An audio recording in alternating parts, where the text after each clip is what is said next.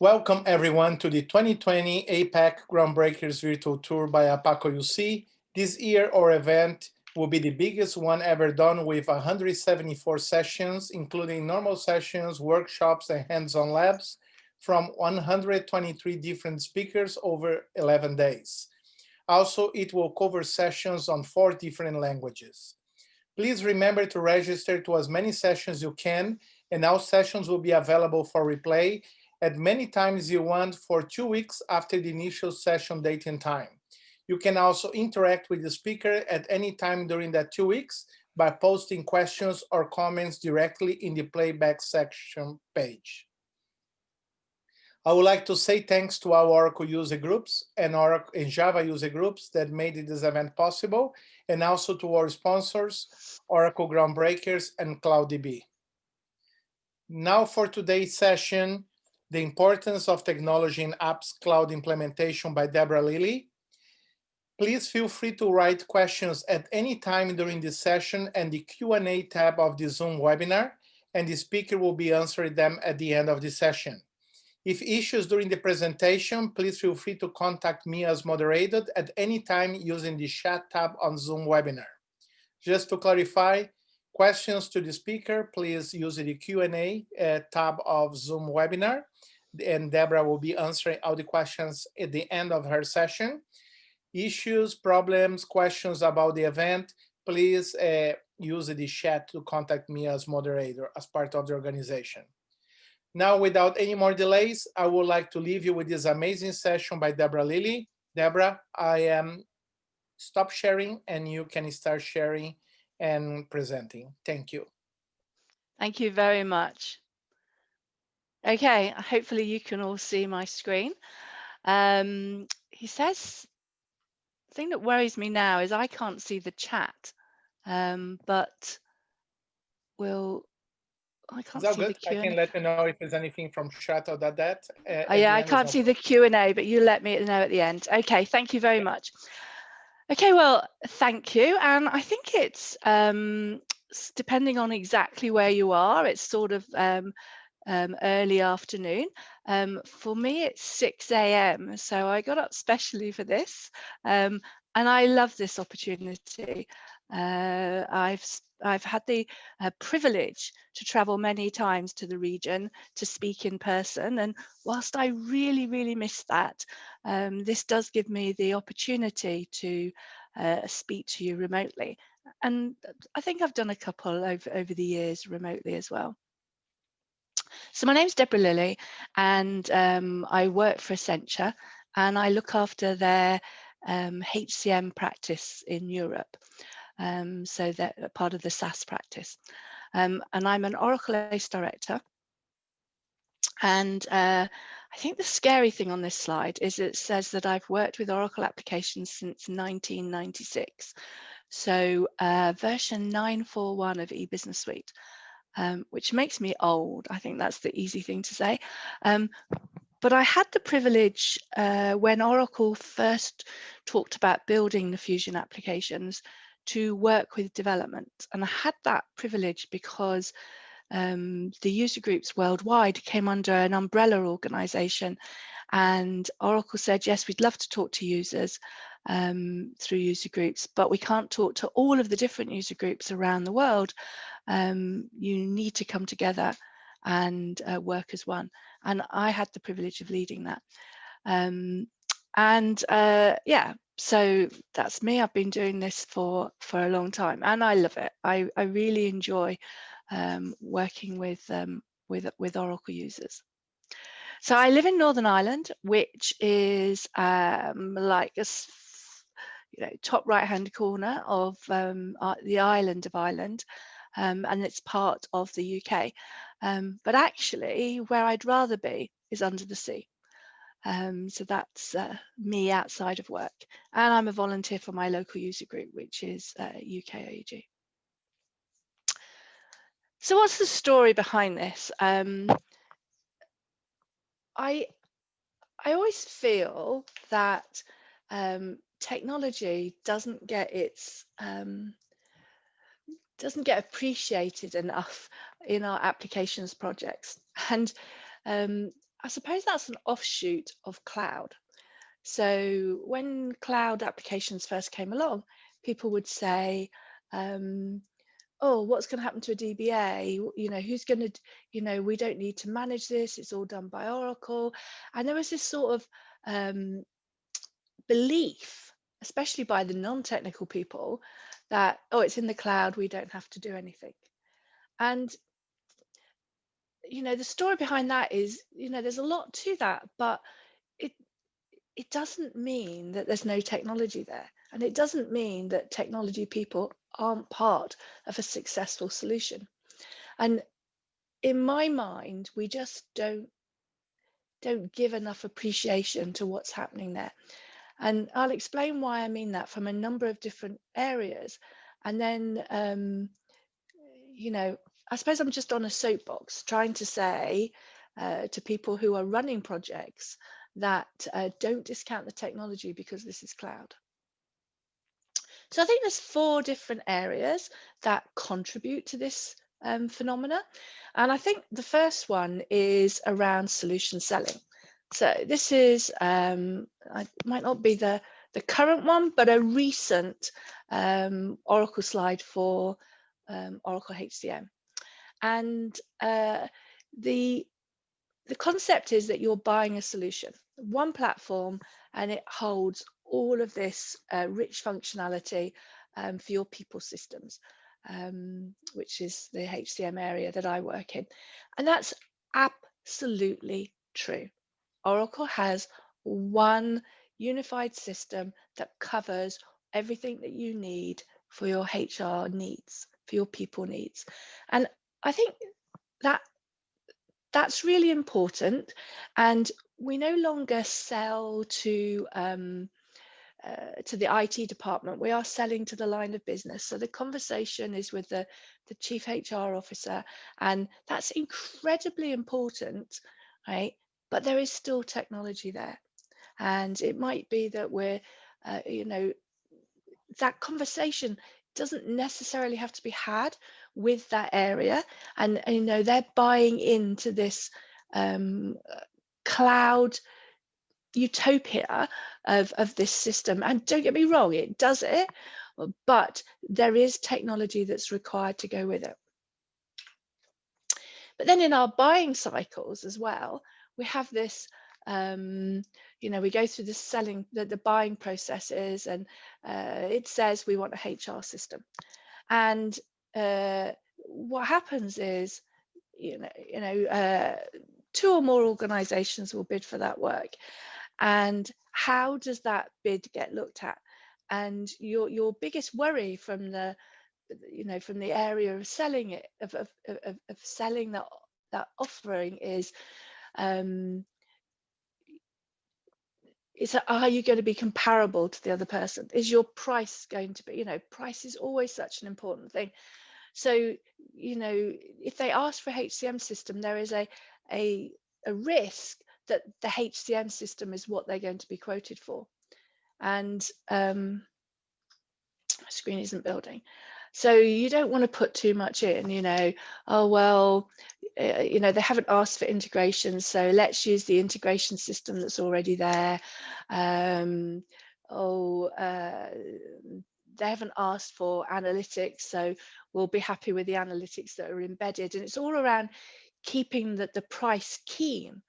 And more so where the buying cycle is around a systems integrator that includes the software. So where the software selection and the SIs, the systems integrator, is happening at the same time. To keep those prices keen, there is this temptation that you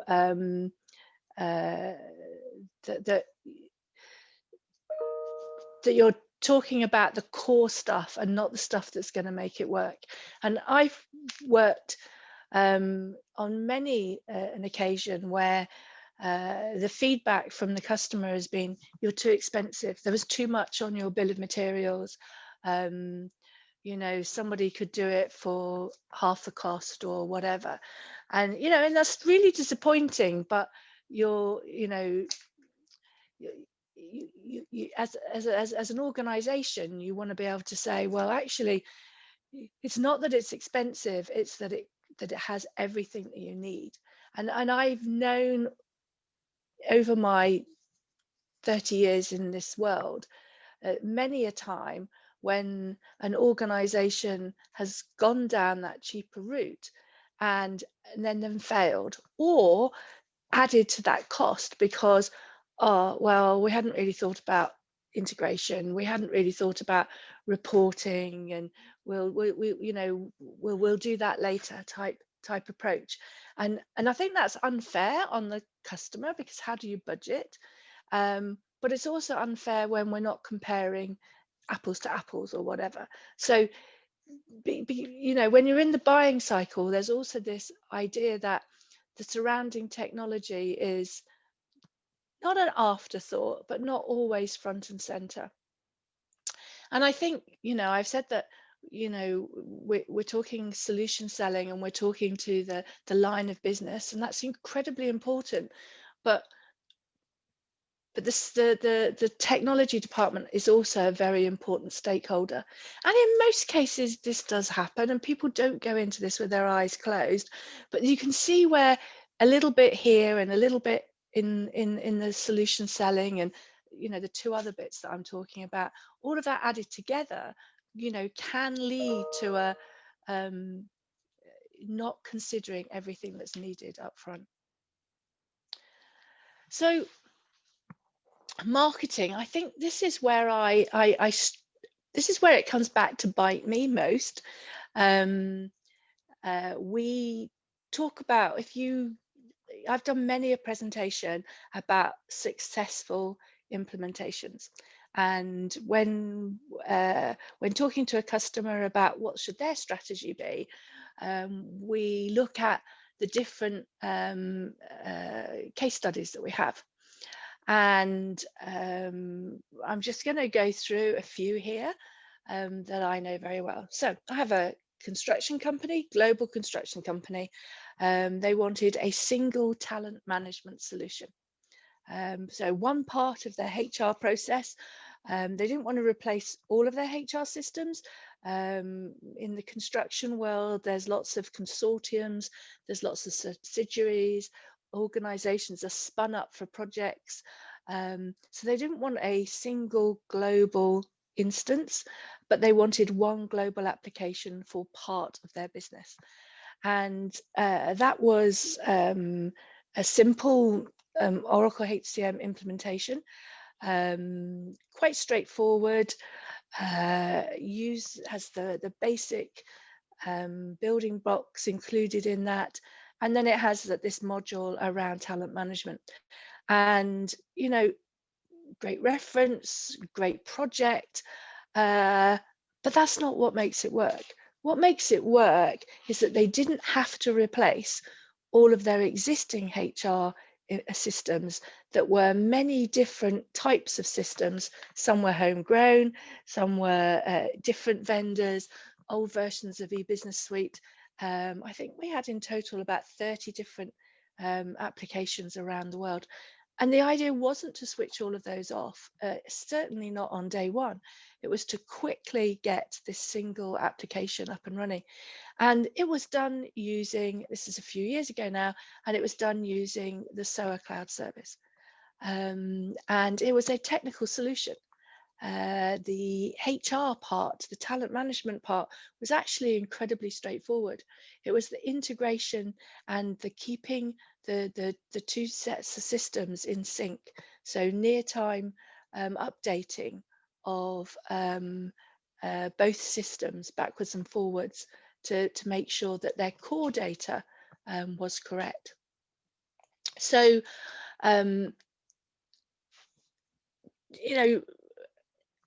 what made that work was the technology. But when I have a look at the flyers that we have, that we share, we talk about having a single global instance around the world and how fast it was implemented. But actually, the technology was the biggest part of this. I've got another customer who very publicly talked about the massive savings they had by bringing in a full shared service for both finance and HR. And they used HCM and ERP Fusion Cloud, and they used Service Cloud for their help desk. And the Service Cloud created the portal for their employees for them to see all of the information about themselves and their teams and the organization. And it was incredibly powerful and saved them an awful lot of money by bringing all of their services into one place and setting up this shared service. But the real value or the real success was around the portal giving them total self-service across all of their information. Now, there are not many places where we get to go in, start from scratch, and put one system in that covers everything. This organization that was public sector had shared systems that they shared with other organizations. They had data that was in historic systems that were very, very bespoke for their industry only, and that couldn't be replaced by Oracle. And, you know, like all of us, there was dependencies on data from other sources. But they used this application to bring that data into their portal using the Service Cloud functionality. And it was very clever use of that functionality, very great ideas about how to bring all of that data in. But many of those systems, the data is, the systems were quite old, and there wasn't the APIs or you know, real-time extracts of that information, and it had to be done by running an extract and then populating tables in Service Cloud. Again, standard functionality, that's not a problem, but when you're trying to provide near real-time information that's operationally important, then, you know, running extracts frequently is time consuming, and, you know, you're losing all of the time that value. So what they did was they introduced RPA in there to run these extracts and load them frequently. And depending on the system and, you know, the criticality of the system, and, you know, they made decisions as to how often each of those was run. But, you know, it is clockwork. It is robotic processing at its best for this organization. And that's what really, really made the difference. So the Oracle applications gave them this fantastic back office, and the Service Cloud gave them that shared service that they wanted. But it was bringing in technology, not very expensive technology, but very clever use of it, and going that little bit further to get even more value out of their investment. I have another organization, and they have, again, a single talent management solution. In this case, they're only actually sharing HR data with one other system. But again, there was nothing wrong with their core, it just didn't go far enough. And so they have the talent management solution in there, and that is updated with their system. And they're using Integration Cloud. But actually, they took the opportunity during the implementation of talent management to model their organization correctly. Over time, the legacy system didn't reflect their organizational hierarchy, and whilst it would have been possible to do there, it was bespoke quite a lot, and it's very difficult. So it was actually very easy to do that in the Oracle system, but what that meant is the syncing of the data actually has to be transformed. That data has to be transformed before it can go back to the old system. And so that data is transformed, and it's done in an autonomous database, and that's fantastic use of it. Very, very simple. It's just, it does exactly what it says on the tin, looked after, and then the integration cloud just picks that up and passes it to the other system. So again, a large part of this solution is the requirement to sync those two systems. And we see that design pattern an awful lot. The Oracle application has the core data that they need about their employees, which they already have. And in many cases, there are really good operational reasons why they don't actually want to replace that. It might be that they've built some custom non-HR functionality into that system that they don't want to lose. It might be that it's working really well and they don't want to change it. It's often, like in my first scenario, where the umbrella organization needs some stuff globally, but the organizations work very independently at operational level. So we see that quite often. It's not that Oracle doesn't do it, it's that there are really good reasons why not to. And, that's a slight deviation from the topic here, but I think that's really important to know. Just because the product does it doesn't mean to say that that's the right answer for the organization. I've always said throughout my career that the answer to that question, to any question, is, in the great Tom Kite would say, it depends. It's about knowing your organization and what works for your organization. I have a public sector, very large government client that was putting in a shared service, and very, very an awful lot of work, but straightforward for one organization within the government. But as soon as they started adding more, the security became very complex, and not the security around the application or the data center or anything like that. Oracle has in the UK, Oracle has a government cloud, and that security is baked in at every level.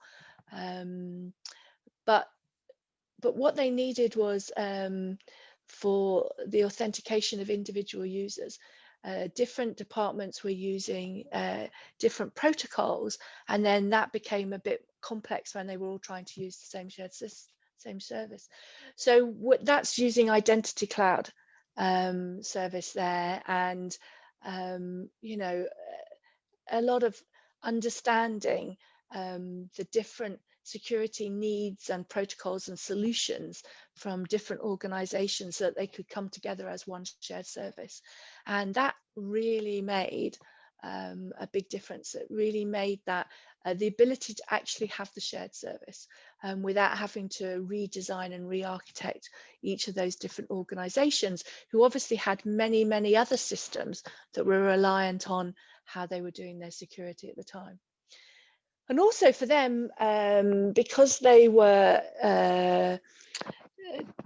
using two different pillars, using finance and ERP, and the need to combine data not only from those two pillars, but also from third-party areas, the analytics that are built in was never going to be sufficient for the shared service. It was absolutely fine, operational, day-to-day, some really good analytics built in, but they needed more. And so they adopted Analytics Cloud and an awful lot of really rich, probably unique type of analytics that they need. And actually, I often say that it's what people do with the technology that drives the applications themselves. So, and this is one example of that. We would see where an organization needed to go further with the analytics. Quite often, it's the mixing of data. So, you know, I've said that very few organizations have all of their data in their application. They will be relying on others. But data is now so important, you know, benchmark figures, publicly available data, and the power of mixing that with your applications data can really make a difference to your organization. So, you know, Oracle are always watching what are their customers doing with their applications. And as the, you know, in the early days of Fusion apps, there were a lot of smaller organizations and probably didn't have that greater need for this. But as bigger and bigger organizations started using Fusion, they would see more about taking that analytics to a further level. And in the last year, about 13 months ago, Oracle released their Fusion analytics. They're based on the autonomous data warehouse and pre-built KPIs and extracts from the applications to populate everything in the analytics platform for a Fusion, the Fusion applications, and then giving you that ability to mix that with third-party data as well. And that's understanding what customers are doing and then baking that into the application suite.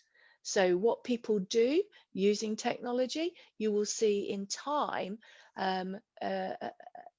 both be brought out by the applications, but also improve the applications themselves.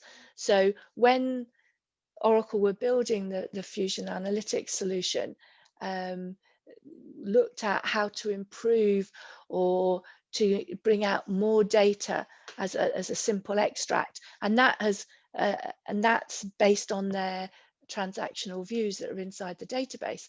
And so those views have improved as well as to enable this to happen, which means that that's now available to users within the application as well.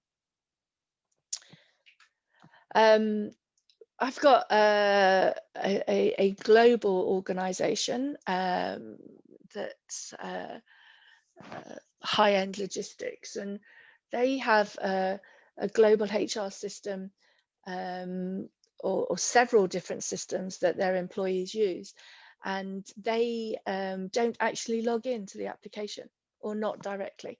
They have a mobile app that gives them access to all of the different applications from one place. It's incredibly easy to do that with Oracle applications. If you have a single sign-on solution and you can use deep links from any front end that you want to do, and then it will take that single sign-on, and all of the security happens in exactly the same way.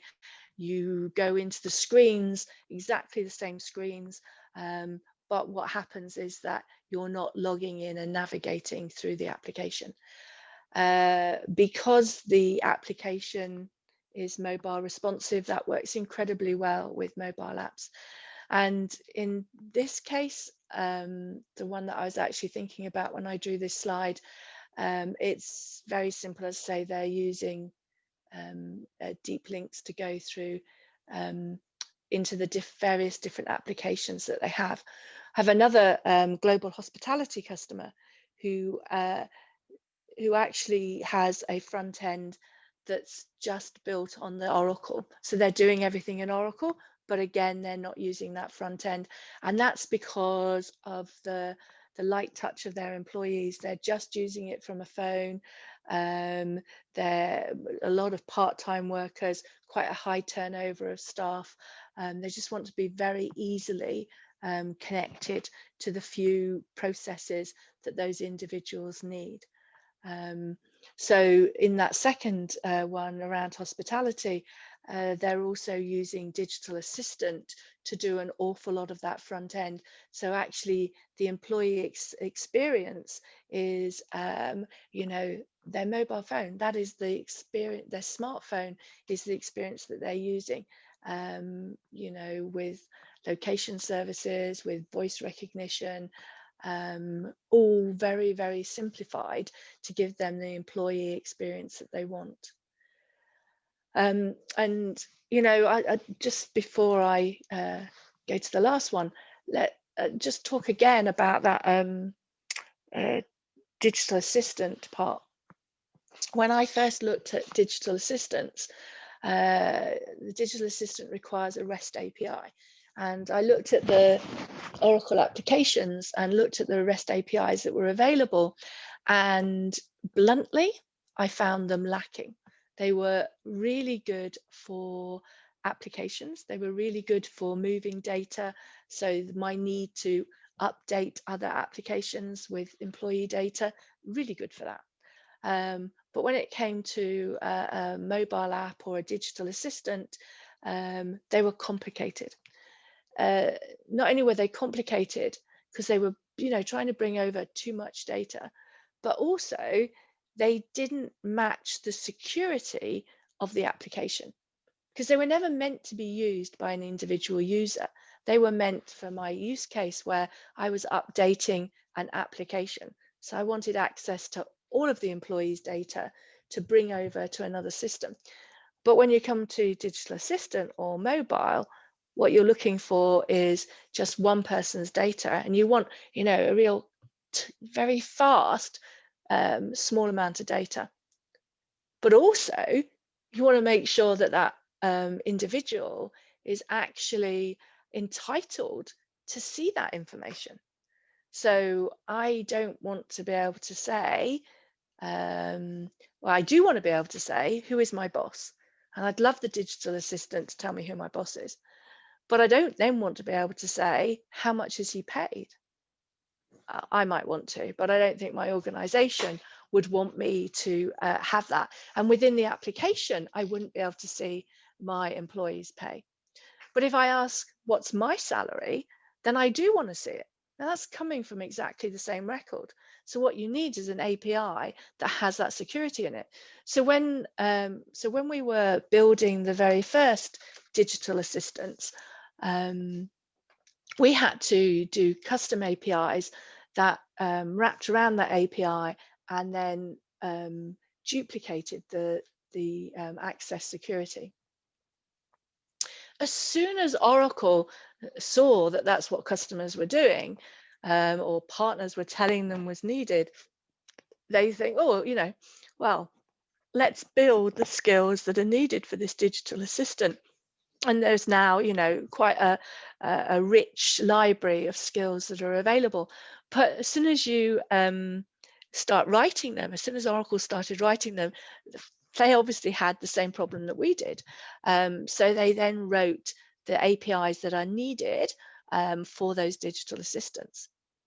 But those APIs are now available in the application, which means I can use them for a mobile app, or I can use them for any other need that I have for that data that has to be secured for the end user the same way as the application is.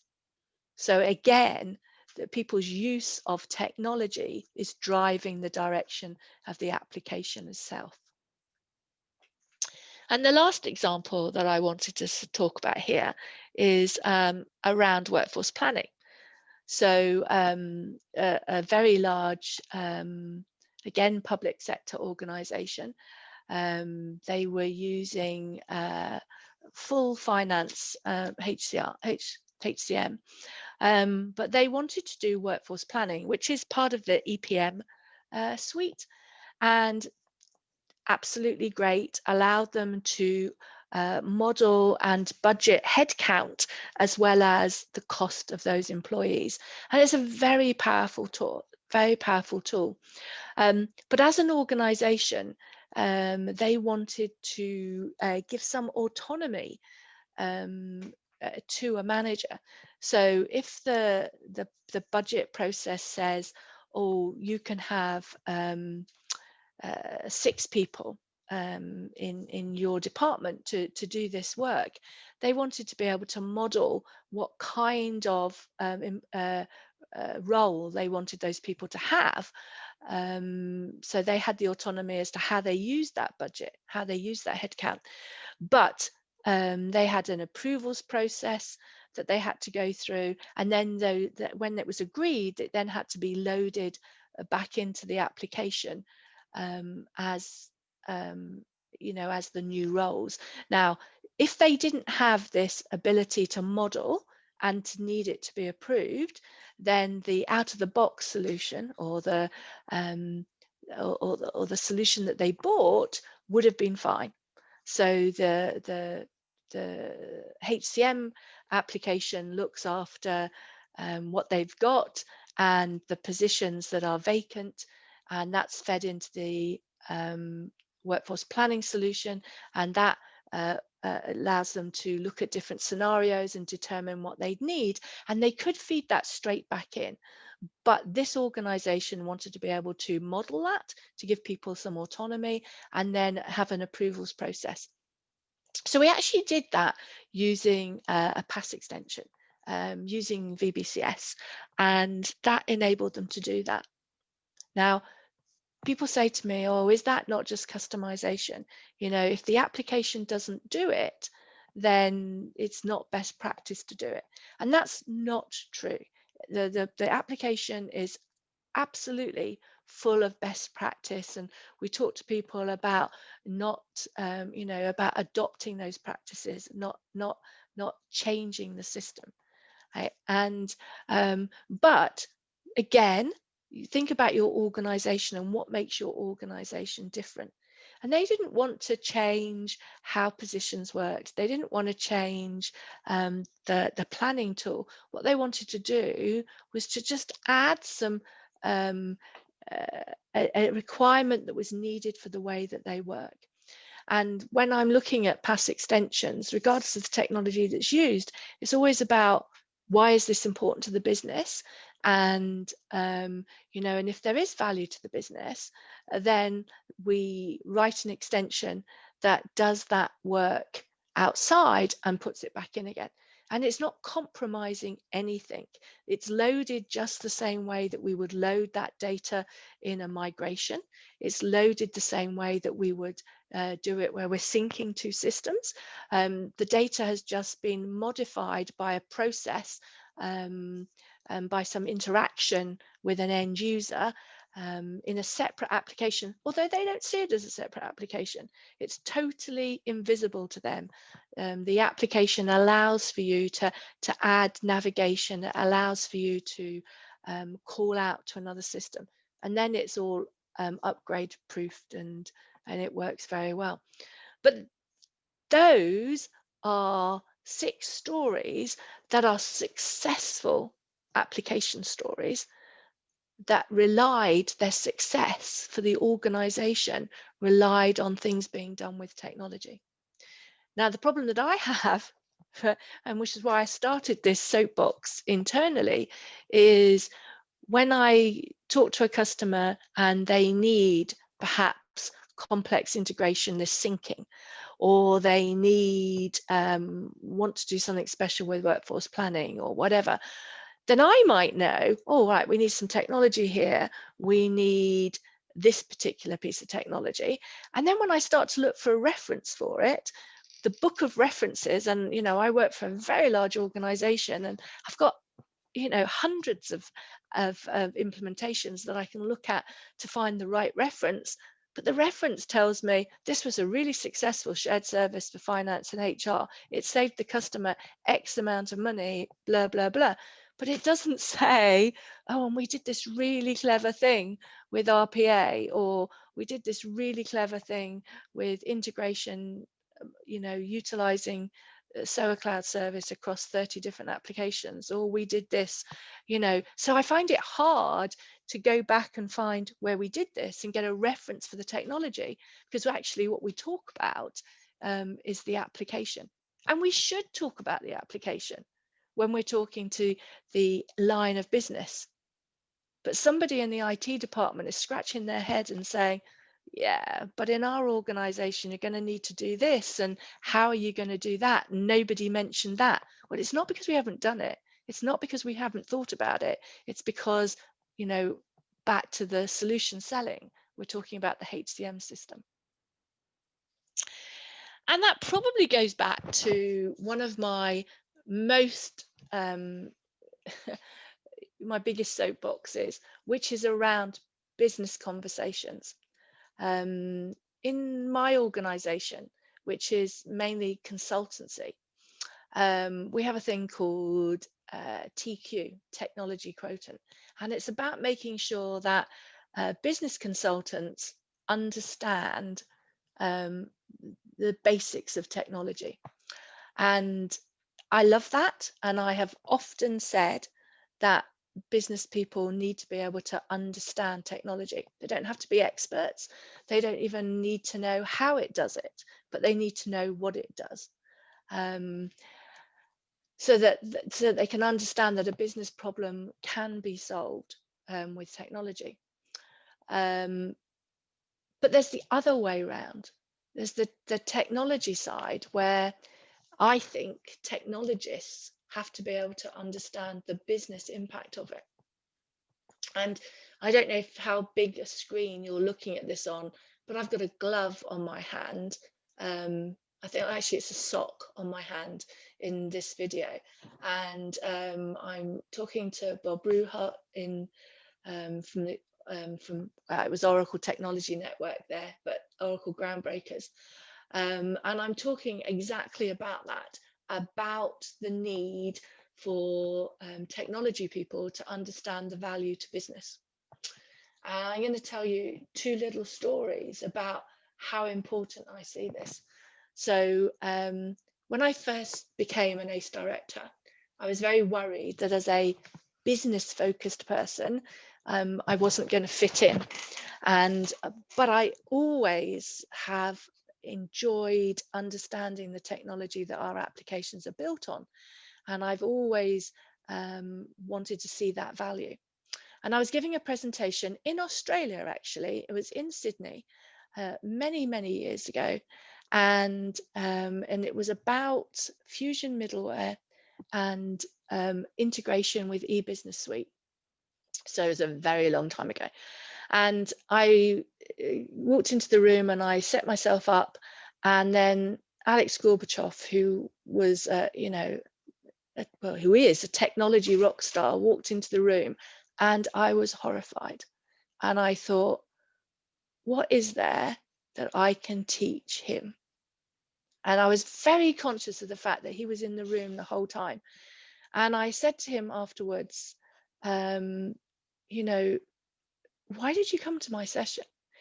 I said, there's nothing that I can teach you about Fusion middleware. And he said, no, there isn't. But sometimes I struggle to be able to articulate the business value of it. And that's what I get from your session. And that really, I was on cloud nine. I couldn't get out of the room. My head was so big, because this really, really clever, intelligent person had said that he'd got something out of my session. But I think that's really important, because you have to be able to justify the technology that you say that's needed.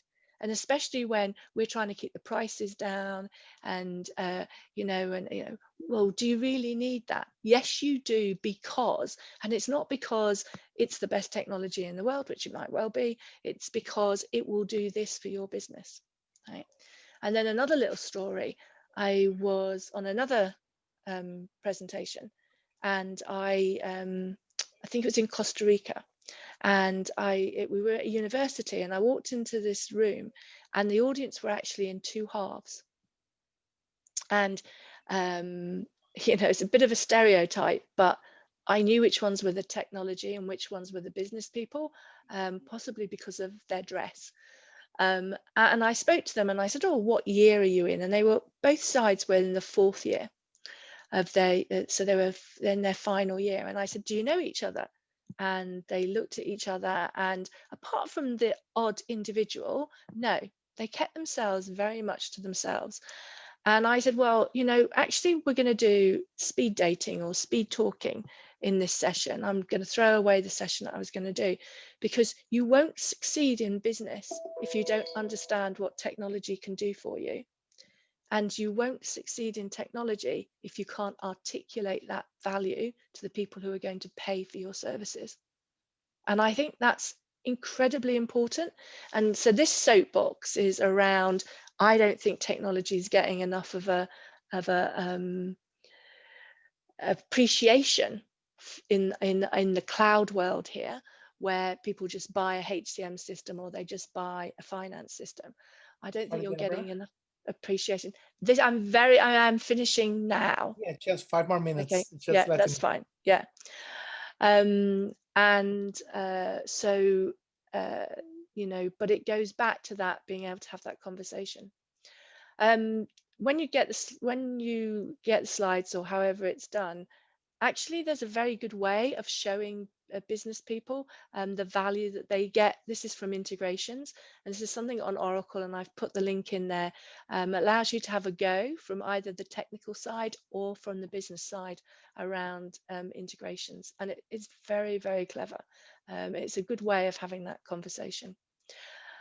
So Francesca, do I have any questions?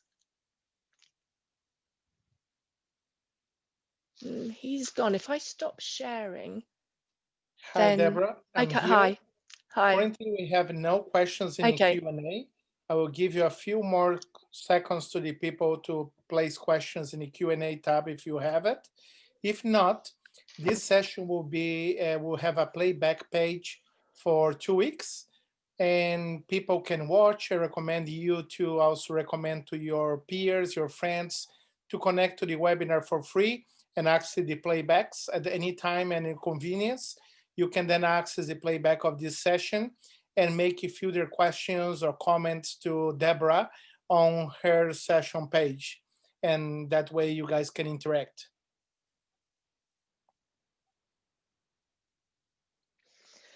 But my advice would be, though, if you're a technical person and you're working in a cloud apps environment, you know, have that conversation with the team and write up the project from a technical point of view and share that with the project manager or the account manager or whatever, and so that they start to see it from the technical point of view as well.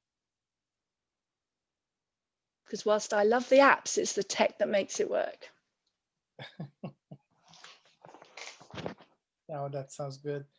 Debra, it's always a privilege and an honor to have you sharing your knowledge with the Asia Pacific and the global community. I want to say thank you very much for your time and the amazing session, and hope you and your family are all safe and doing well, and have a wonderful, I don't know if it's early morning for you. Very early. It's very early. Fantastic day. Yeah, and no problem. Hopefully we can meet each other soon when travel is back. I hope so too. Well, thank you all very much and enjoy the rest of the conference. Thank you. You too. Cheers.